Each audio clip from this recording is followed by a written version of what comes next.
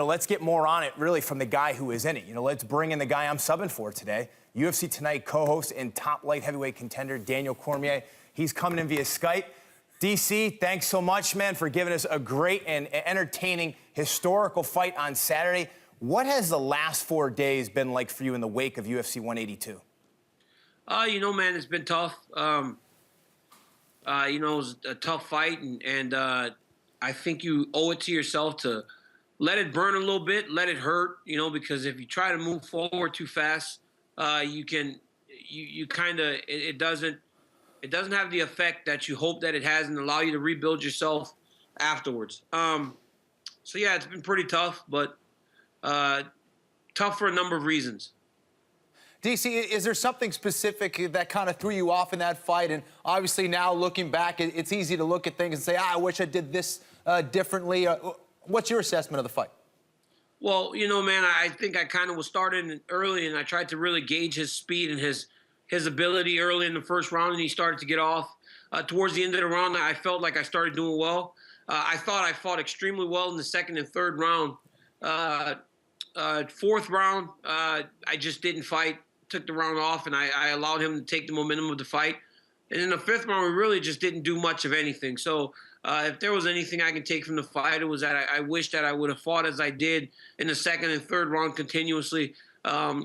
There are some things that I have to do internally to actually improve and make myself better in these long fights. But more than anything, just disappointed because for as well as Jon fought, I didn't fight my best fight. And first 3 rounds of that fight was very, very competitive. And to say I wasn't fighting at my best, that's something to draw off of. DC, you said you took the 4th round off. Was that because of fatigue? Was that because you were trying to regroup for the 5th round? I was actually trying to regroup. When I was in the fight, I thought the second round I won pretty clearly. Third round, before the accidental poke, I thought I was doing well. And then to end the round, I thought I left the lasting impression to judges. So internally, I was thinking I may actually have been up around going into the 4th, trying to take the round to recover and fight better in the 5th round. But you know what, man? That's probably my biggest mistake is that I'm not a guy that can think through a fight. I don't necessarily know what's going on in there, and I wish I would have just continued to fight. More than anything, I think as much as I love my team and Luke Rockhold and those guys, I needed that push that I get that from Velasquez because not many people can actually push me in that way for the later rounds. Daniel, one of the biggest surprises to us as we watched and broke down the fight was that instead of Jon using his range to defeat you, he actually won a large portion of the fight inside the clinch. Was he as strong as you thought he was going to be or stronger? You know what? He felt stronger because of his body type. He feels bigger than he actually is. He did a great job of controlling my wrists. He would grab my wrist and he would pull it across my body so that I could not hand fight him. Jon started clinching because on the outside, when we were boxing, I was actually getting off some really good shots on him. So he initiated a lot of the clinches, which surprised me. I thought that he would try to keep me out at range and I would have to just kind of charge into him. He hurt me really bad in the first round with a really good knee to the body. And every single time he hit me in the body afterwards, I had this jolt shock through my body, So he did an unbelievable job of investing in body punching and body damage early in the fight. And that played a part as we went into the 4th and 5th round.